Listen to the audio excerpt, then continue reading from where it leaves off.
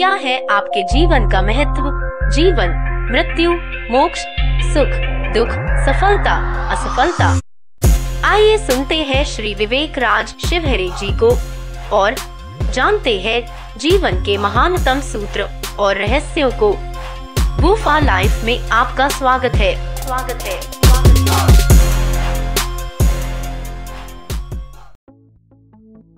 नेहा द्वारा पूछा गया प्रश्न। आज हर जगह धर्म के नाम पे किसी न किसी बात को लेकर तनाव की स्थिति है। धर्म को लेकर लूट है, मतभेद है, झगड़ा है। क्या भगवान एक नहीं, अलग अलग है? इतने सारे धर्मों के बीच कौन सा धर्म सच्चा है? वूफा, हम क्या माने और क्या न माने? धर्म क्या है? इस पे अपने विचार व्यक्त करने की कृपा करें। मनुष्य द्वारा रचित सारे धर्म झूठे हैं। तुम्हारे सारे धर्म एकदम नकली हैं। ये मैं इसलिए कहता हूं क्योंकि धर्म की असली परिभाषा तुमको पता ही नहीं। कभी ये पूछा अपने आप से कि धर्म क्या है? क्योंकि अगर तुम ये पूछोगे कि धर्म क्या है तो धर्म तो सिर्फ एक है और वही है सनातन। वो ना हिंदू है, ना मुसलमान है, ना सिख है, ना ईसाई, ना जैन है, ना बुद्धिस्ट, ना ज़ोरास्ट्रियन है, ना जुडाइज्म। धर्म तो बस एक है। धर्म के टुकड़े नहीं किए जा सकते। इसलिए इसको सबसे पहले समझ लो कि धर्म एक है जिसके टुकड़े नहीं किए जा सकते। लेकिन तुम पाओगे कि तुम्हारे द्वारा निर्मित, तुम्हारे द्वारा रचित जितने भी धर्म हैं वो सारे के सारे खंडित हैं। तुम हिंदुओं को ले लो। हिंदुओं में भी बहुत से तल हैं। कोई ब्राह्मण है, कोई क्षत्रिय है, कोई बनिया है, कोई शूद्र है।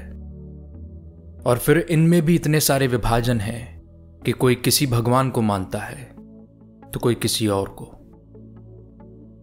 ऐसे ही इस्लाम में है, मुसलमानों में कोई इस्माइल है, कोई शिया है, कोई सुन्नी है।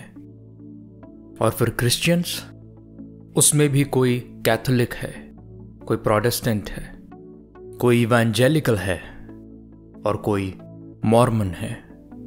इसी तरीके से सारे के सारे धर्म जो कि मनुष्य द्वारा रचित हैं उनके सैकड़ों विभाजन हैं और सबकी अपनी अपनी मान्यताएं हैं। कोई कुछ मानता है तो कोई कुछ मानता है।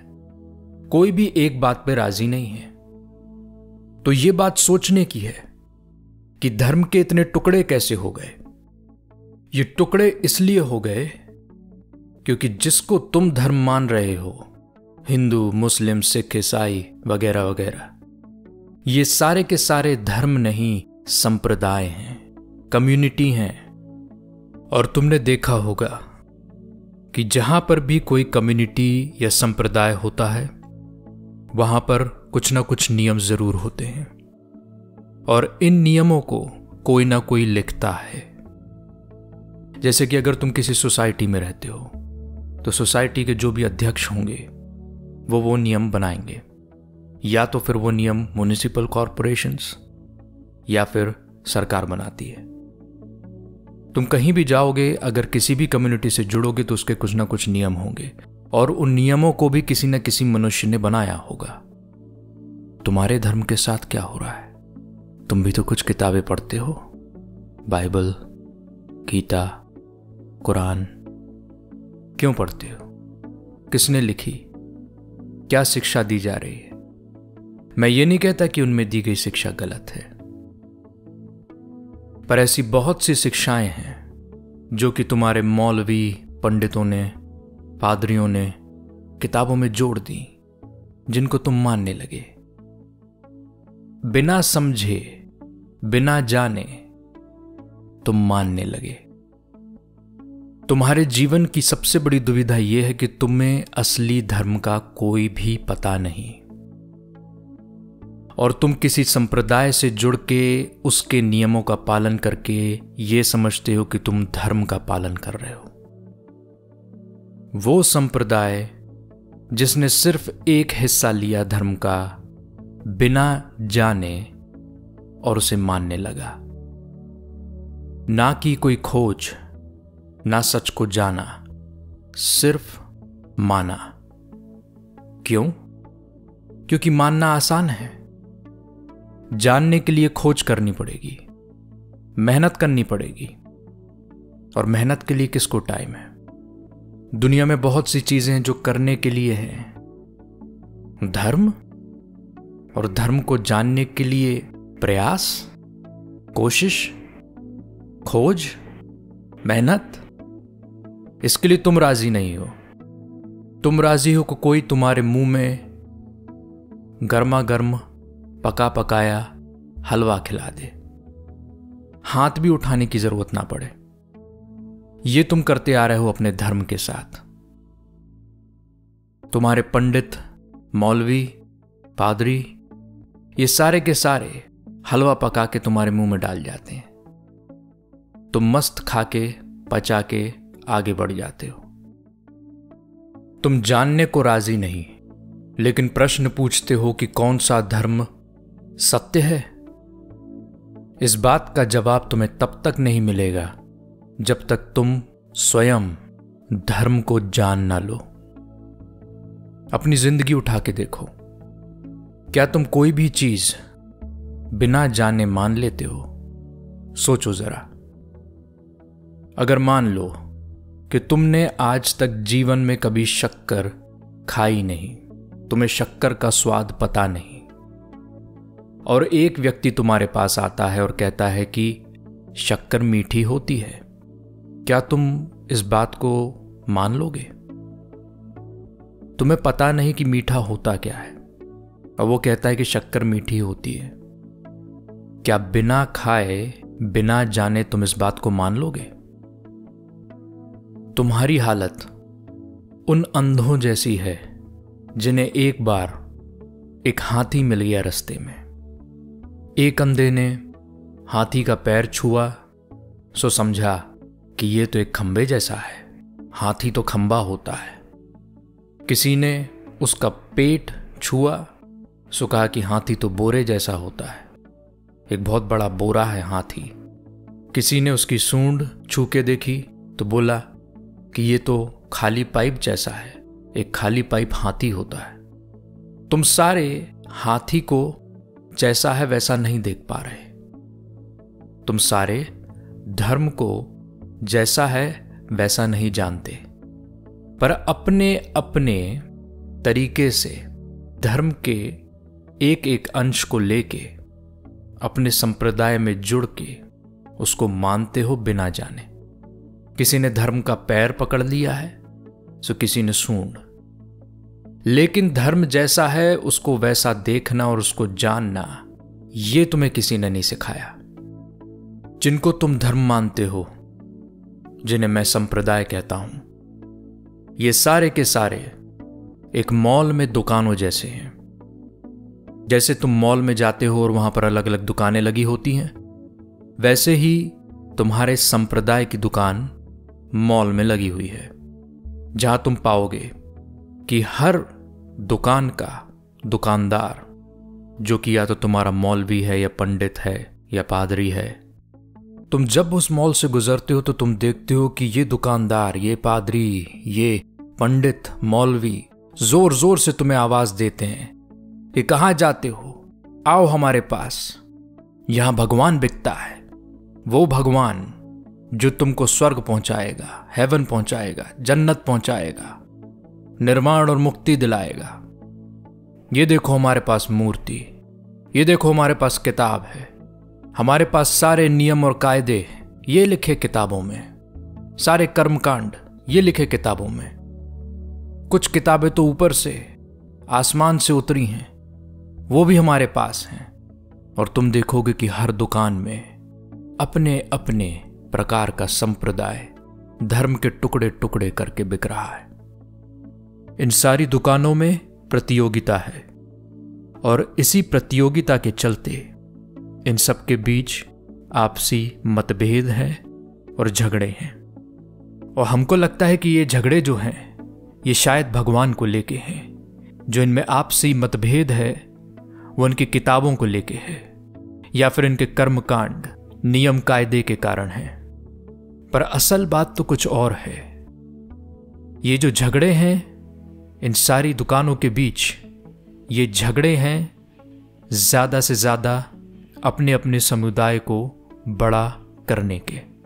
सारी की सारी दुकानें चाहती हैं कि इनके सब्सक्रिप्शन ज्यादा बढ़ जाएं, ज्यादा बिकें, क्योंकि हर दुकान में कोई ना कोई भगवान बिक रहा है। यह हमको नहीं दिखता क्योंकि सामने हमारे रख दी जाती है दान पेटी, जिससे इनके घर चलते हैं, जिससे ये समुदाय चलता है।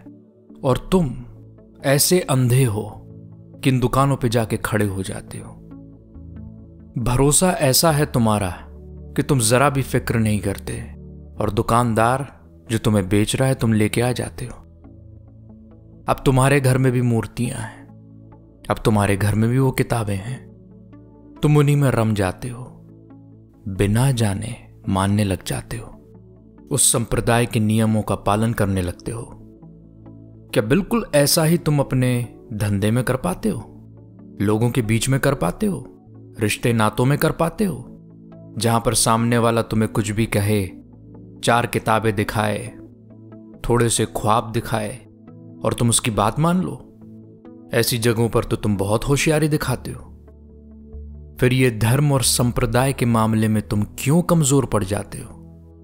सोचो, क्योंकि तुम्हारे अंदर ये नींव बचपन में डाल दी जाती है। तुम जैसे ही पैदा होते हो तुम्हारे ऊपर एक टैग लग जाता है कि तुम हिंदू हो या तुम मुसलमान। ये टैग निर्धारण कर देता है तुम्हारे पूरे जीवन का कि तुम क्या करोगे, किन नियमों का पालन करोगे। ये कुछ अलग नहीं है। अगर तुमने कभी भेड़ों को देखा हो तो जानोगे कि जहां पे बड़े बड़े फार्म्स होते हैं भेड़ के, वहां पर पैदा होते ही उन पे टैग लगा दिए जाते हैं कि कौन सी भेड़ें ऐसी हैं जो कि ऊन बनाने के काम में ली जाएंगी और कौन सी भेड़ें ऐसी हैं जिनको स्लॉटर हाउस बूचड़ खाने भेज दिया जाएगा। वो टैग निर्धारण करता है कि वो कहां जाएंगी। ऐसे ही जब तुम पैदा हुए तो तुम पे भी टैग लग गया और वही तुम्हारे जीवन का रास्ता बन जाता है। अब जब तक तुम जाग ना जाओ, जिस अवस्था में हो तुम जिंदगी भर से सोए हुए, जब तक तुम उस सुप्त अवस्था से जाग ना जाओ, तब तक तुम कभी धर्म को जान नहीं पाओगे। जागरण ही सच्चे मायने में मुक्ति है। जैसे कि अगर सारी भेड़ों के बीच में कुछ भेड़ें जाग जाएं, सोई हुई अवस्था से जागरण की ओर चलें, तो बूचड़ खाने का मालिक, भेड़ों के फार्म का मालिक इसे कभी पसंद नहीं करेगा। जैसे कि तुम्हारे मुल्ला, पंडित और पादरी, इन्हें कभी गवारा नहीं होगा कि ये भेड़ें जाग जाएं, क्योंकि भेड़ों के जागने का मतलब होगा क्रांति। और फिर भेड़ अगर जाग जाएं तो ये कभी कबूल नहीं करेंगी कि उनसे ऊन निकाला जाए या उन्हें बूचड़ खाने भेज दिया जाए।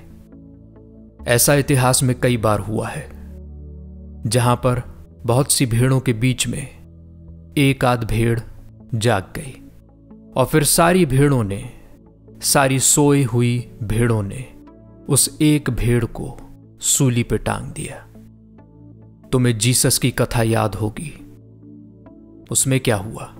जीसस हम सब के बीच में जागरण को प्राप्त हुए और उनने कोशिश की कि वो दूसरों को भी जगा दें। पर क्या किया हम सब ने? हम सब सोए हुए मनुष्यों ने उस एक जागे व्यक्ति को सूली पे लटका दिया। फिर हम भेड़ों ने उस एक जागी हुई भेड़ के बारे में क्या कथन दिया? बाइबल गवाह है इसकी। उस एक भेड़ को कहा कि वो भेड़ नहीं, वो तो एक महान चरवाहा थी जो सारे भेड़ों को रास्ता दिखा रही थी। उसको चरवाहा बनाकर हम सब सो गए और आज सारी भेड़ें उसके सामने हाथ जोड़ के खड़ी हो जाती हैं, मगर जागने को राजी नहीं। सोए हुए सब प्रार्थना कर रही हैं कि हे चरवाहे, हमें बचाओ। और ये बात गौर करने की है कि इतने सालों से सारे क्रिश्चियन पादरी सिर्फ यही बात समझाए चले जा रहे हैं लोगों को कि तुम सब भेड़े हो, तुम सब खुदा की भेड़े हो, और वो तुम्हारे सामने तुम्हारा मजाक उड़ा रहे हैं कि तुम में कुव्वत नहीं है कि तुम भी चरवाहा बन सकते हो।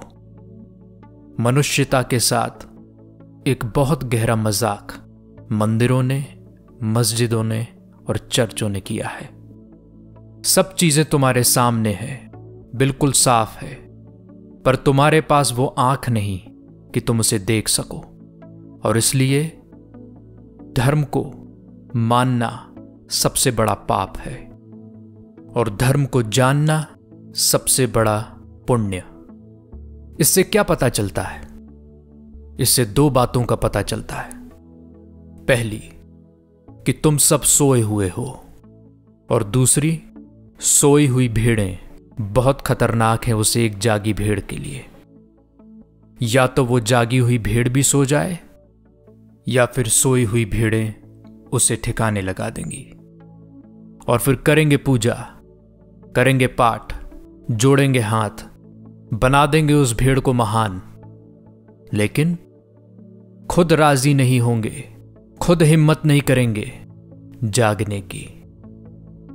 साफ साफ देख पाना बहुत जरूरी है कि कैसी कैसी दुकानदारियां चल रही हैं, और इनमें से कोई भी धर्म सच्चा नहीं है। ये संप्रदाय हैं, ये उतने ही सच्चे हैं जितनी तुम्हारी म्युनिसिपल कॉरपोरेशन या सोसाइटी जिसमें तुम रहते हो, या और कोई कम्युनिटी जो तुम देखते हो। तुम्हारा धर्म, तुम्हारा संप्रदाय उतना ही सच्चा है जितना कि ये दूसरी कम्युनिटीज हैं। इसलिए कोई भी धर्म दूसरे धर्म से ऊपर नहीं है। हिंदू मुस्लिम से बेहतर नहीं है, मुस्लिम हिंदू से बेहतर नहीं है, और क्रिश्चियन हो चाहे जूइश हो, कोई भी किसी से बेहतर नहीं। सब समान हो, क्योंकि सारे के सारे संप्रदाय हो। ऐसा इसलिए है कि तुम सब की कहानियां थोड़ी सी आगे पीछे जरूर हो सकती हैं, पर हैं एक दूसरे से मिलती जुलती। सारे के सारे संप्रदाय का कोई ना कोई अपना एक भगवान है जिसको वो मानते हैं। फिर उस भगवान के बारे में कोई ना कोई किताब लिखी है। फिर उस संप्रदाय के अपने कुछ नियम, कायदे, उसूल हैं, और फिर उस संप्रदाय के ऊंचे शिखर पे कोई ना कोई ऐसा व्यक्ति जरूर बैठा है जो कहता है कि अगर मेरी बात को सुनोगे और मानोगे तो मैं तुम्हें मुक्ति का मार्ग, जन्नत का मार्ग, हेवन, वहां पहुंचा सकता हूं। तो अब तुम्हें समझ में आ रहा होगा कि यह कैसे हो गया कि सारे के सारे रिलीजन, संप्रदाय, धर्म, इन सब का स्ट्रक्चर, ढांचा सेम टू सेम, एक समान है। वही चार चीजें, कोई ना कोई भगवान, ईश्वर, अल्लाह, कोई ना कोई किताब, कुरान, गीता, बाइबल, कोई ना कोई नियम, यज्ञ करो, नमाज पढ़ो, मोमबत्तियां जलाओ, घंटियां बजाओ, या फिर इनकी बात मानो, जैसे मौलाना, पंडित, पादरी। तो तुम्हारा प्रश्न गलत है कि क्या मेरा धर्म दूसरे धर्मों से बेहतर है, उनसे अच्छा है। असल में तुम्हारा प्रश्न यह होना चाहिए कि क्या मेरा संप्रदाय दूसरे संप्रदाय से बेहतर है, अच्छा है। और अगर यही प्रश्न है तो फिर इसका जवाब मैं नहीं दे सकता, क्योंकि ये तो बहुत ही मामूली सा प्रश्न है। क्या तुम्हारी सोसाइटी जहां तुम रहते हो वो दूसरी सोसाइटी से बेहतर है? क्या मेरी सिटी की जो म्युनिसिपल कॉरपोरेशन है वो दूसरी सिटी से बेहतर है? ये तो बहुत ही मामूली सवाल है। इसका जवाब तो तुम खुद जानते हो। जो ज्यादा अच्छी सर्विस दे रहा है वो बेहतर है, जिसमें तुम्हें ज्यादा मजा आ रहा है वो बेहतर है। लेकिन अगर तुम प्रश्न ये करो कि क्या एक धर्म दूसरे धर्म से बेहतर है, और यहां पर तुम संप्रदाय की बात नहीं धर्म की करो, तो जवाब वही है जो मैंने शुरू में दिया। धर्म तो सिर्फ एक है, उसका बंटवारा हो नहीं सकता, इसलिए उसके बीच में तुलना नहीं हो सकती। एक ही चीज को कैसे तौलोगे? तौलने के लिए दो चीजें चाहिए, दो अलग अलग, पर यहां पर धर्म तो एक है। दुनिया में आज लगभग 5000 तरह के संप्रदाय हैं जो धर्म की अपनी अपनी व्याख्या कर रहे हैं। दिखता तो ऐसा ही है कि सारे धर्म कोशिश कर रहे हैं कि तुम रास्ते पर लग जाओ, पर मेरा सवाल तुमसे है, क्या तुम इतने सोए हुए हो, इतने खोए हुए हो कि तुम बिना जाने चीजों को मानने लगते हो? क्या तुम्हारी हालत इतनी बदतर है कि बिना धर्म के संप्रदायों की मदद के तुम खड़े भी नहीं हो सकते? कोई ना कोई धर्म चाहिए जिसको तुम मानोगे, उसकी बैसाखी पे खड़े होगे और फिर चलोगे। क्या तुम इतने गए बीते हो कि तुम अपने पैरों पर भी नहीं चल सकते? वैसे तो दुनियादारी में तुम बहुत अपने पैरों पे चल के दिखाते हो। पैरों पे क्या चल के दिखाते हो? कर्तव्य दिखाते हो, होशियारी दिखाते हो, पर इन संप्रदायों के मामले में तुम इतने कमजोर पड़ जाते हो। जीवन का एक नियम है कि जिस चीज को तुम जानोगे नहीं, वो चीज तुम्हें मिलेगी नहीं। जैसे कि मैं कहूं कि तुम ऐसा आज से सोचना शुरू करो कि फलाना फलाना तुम्हें बहुत प्यार करता है, तुम्हारी प्रेयसी तुम्हें बहुत प्यार करती है, मानो इसको, पर सच तो तुम भी जानते हो कि जब तक तुम ये जान ना लोगे कि सामने वाला तुमसे प्यार करता है कि नहीं, तब तक तुम इस बात को मान नहीं सकते। फिर बहुत छोटा सा प्रश्न है, धर्म के मामले में क्यों मान रहे हो? जानो धर्म को, और फिर मानना ना मानना जरूरी नहीं है, जानना ही काफी है। तुमने छोटे बच्चों को देखा है, तुम उनसे कोई भी बात मनवाने की कोशिश करो, वो जब तक जान ना लें तब तक मानते नहीं हैं। जैसे कि तुम उन्हें मंदिर ले जाओ और बोलो कि झुको, भगवान है, हाथ जोड़ो, तो प्रश्न करते हैं, क्यों? कौन है ये? हम ऐसे क्यों झुक रहे हैं? हम ऐसा क्यों कर रहे हैं? हम वहां क्यों जा रहे हैं? उसे करने से क्या होगा? तुम देखते हो उनके प्रश्न कितने साफ हैं। वो जब तक जान ना लें तब तक मानते नहीं, पर फिर तुम उन्हें दबाते हो, उनके प्रश्नों को दबाते हो, उनका गला घोंट देते हो कि ऐसा ही किया जाता है और तुझे भी ऐसा करना पड़ेगा। और देखते ही देखते वही बच्चा तुम जैसा हो जाता है कि अब उसकी सूझबूझ खो गई, अब उससे मानता है, जानने का गुण उसका खत्म हो गया, जानने में उसकी कोई रुचि नहीं रही। अब तो पका पकाया हलवा खाना, आसानी से चीज हो जाए तो बेहतर।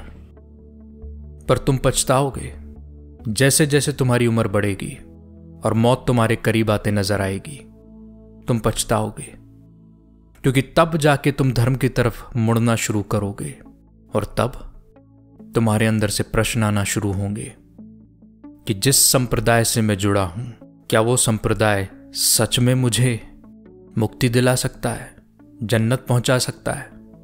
तब तुम पछताओगे, क्योंकि जीवन भर तुमने कोई कोशिश नहीं की, तुम्हारी कोई खोज नहीं, और बूढ़े हो जाने पर भी तुम ऐसे ही बैठे रहोगे इन संप्रदायों के हवाले, उस सोसाइटी, उस म्युनिसिपल कॉरपोरेशन के हवाले, कि वो आए और तुम्हें कोई तरीका बताएं जिसको फिर भी तुम नहीं करोगे, क्योंकि आलस तुम्हारा स्वभाव बन गया है। तुमसे बेहतर तो वो हैं जो भगवान को मानते ही नहीं, धर्म को मानते ही नहीं। तुम आस्तिक होकर भी कुछ नहीं कर पाए, तो तुमसे बेहतर तो नास्तिक हैं, क्योंकि नास्तिक कम से कम अपने आप से झूठ तो नहीं बोलते। उन्हें कभी भगवान के दर्शन नहीं हुए, कहते हैं नहीं हुए, बिल्कुल सही बात। उन्हें कर्म कांड करने में और पूजा पाठ करने में कोई आनंद नजर नहीं आता, ऊपर से लगता है कि उनके ऊपर कोई बोझ है। वैसे तो बोझ तुम पर भी है, घंटी तुम भी बजा रहे, अगरबत्ती तुम भी गोल गोल चला रहे, क्योंकि संप्रदाय का मामला है, अपने धर्म के संप्रदाय का मामला है, नियम है, कायदे हैं, किताबें हैं, फंसे हुए हो। बहुत गहरे तल पे तुम इस चीज को जानते हो, पर तुम फिर भी किए जा रहे हो। क्योंकि तुम्हारी मान्यता तुम्हारे जानने से ऊपर है। जानना बहुत गहरा है और मान्यता बहुत ओछल, बहुत ऊपर। एक छोटा बच्चा नास्तिक होता है, उसको आस्तिक तुम बनाते हो। छोटे बच्चे की आस्था उसी चीज में होती है जिसको उसने जान लिया हो। ये उसका गुण है, ये उसका धर्म है।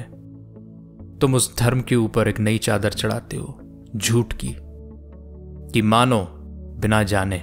मानना पड़ेगा, मंदिर तो जाना पड़ेगा, जल तो चढ़ाना पड़ेगा, नमाज तो पढ़नी पड़ेगी, चर्च तो जाना पड़ेगा, बिना जाने। और ये सिर्फ तुम्हारी गलती नहीं है, तुम्हारे बाप दादाओं ने भी यही किया है कि तुम्हें कुछ नहीं पता, जानने की कोई जरूरत नहीं है। मान लो इस बात को। तुम बड़े भी हो गए तब भी तुम्हारे साथ यही चलता रहा कि मान लो, जानने की कोई जरूरत नहीं है, क्योंकि जाना तो हमने है, हमें पता है। तुम सिर्फ मानो, और तुम मानते चले जाते हो। इसलिए तुम्हारी कोई भी आस्था सच्ची नहीं है। योर फेथ इज अ लाई। आस्था आती है जानने से, और तुम देखोगे कि तुम्हारी जितनी भी आस्था है अपने भगवान को लेकर, वो मानने से आई है। मानने से आस्था बनती ही नहीं, निर्मित ही नहीं होती। और तुम्हारी आस्था अपने ईश्वर, अपने भगवान, अपने अल्लाह, इन पे मान्यता की वजह से है, जानने की वजह से नहीं है।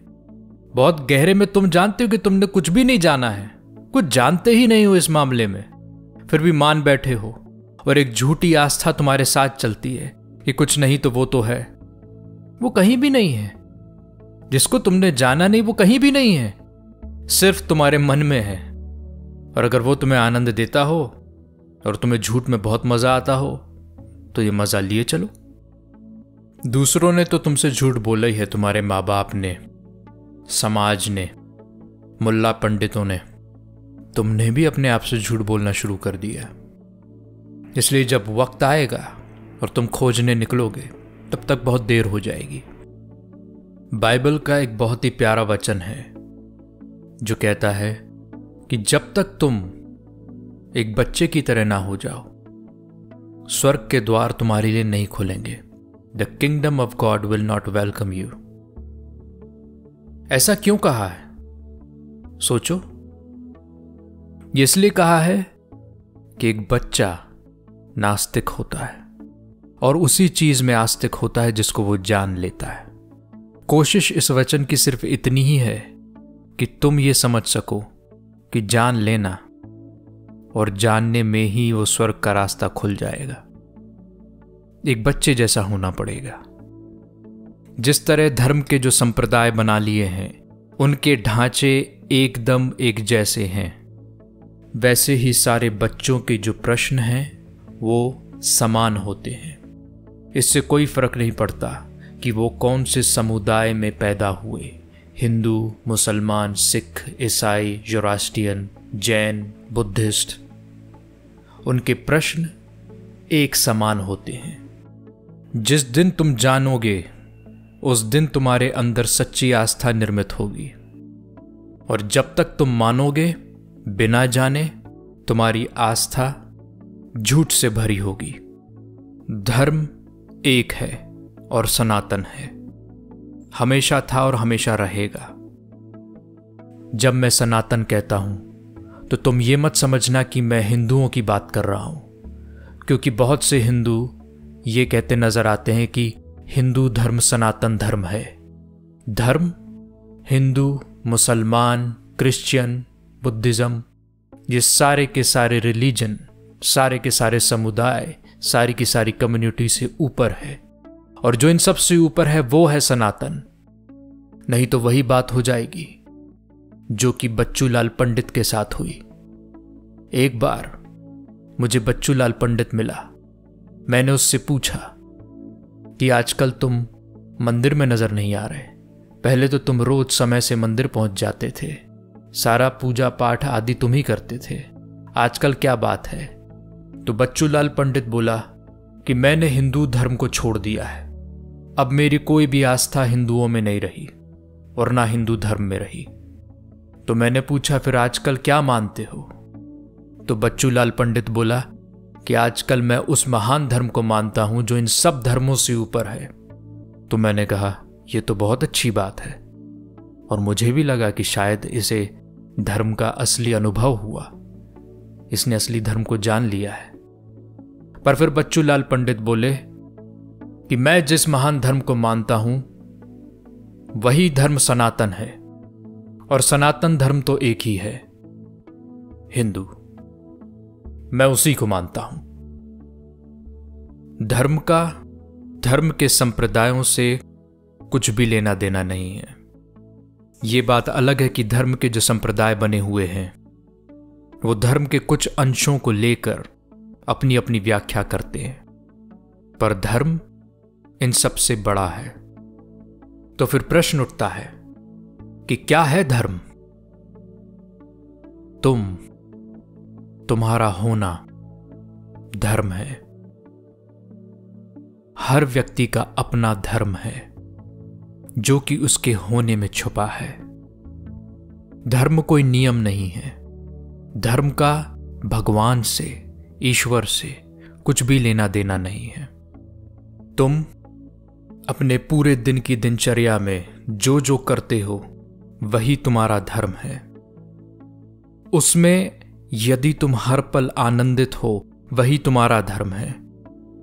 जैसे कि एक चित्रकार जो चित्र बनाता है, उसके चित्र बना लेने में ही उसका धर्म छिपा है। वो चित्र बनाने के आनंद में ही उसका धर्म है। वैसे ही हर मनुष्य का अपना धर्म है, और सारे मनुष्यों के धर्म को जोड़ो तो वो अखंडित एक धर्म है।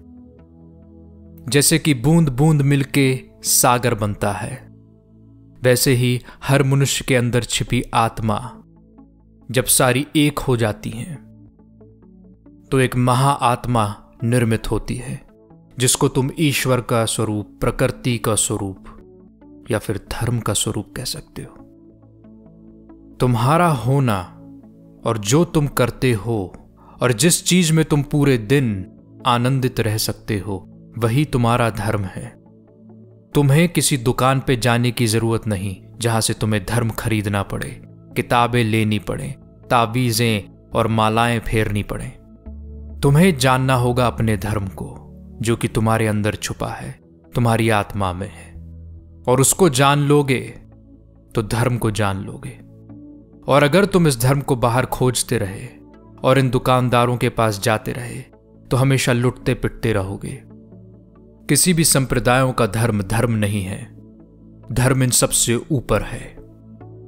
धर्म उस आसमान की तरह है जो कि पूरी कायनात को घेरे हुए है, और तुम भी इसका हिस्सा हो, और तुम्हारे पास भी पूरी क्षमता है कि तुम उसको जान सको। कोई किसी से कम नहीं है और ना कोई किसी से ज्यादा। चाहिए तो बस जागरण, जागो। मेरी बातों को इतने प्रेम से सुनने के लिए आप सभी को बहुत सारा प्रेम और आभार। और जानकारी के लिए विजिट करें woofalife.com यानी WOOFA life.com।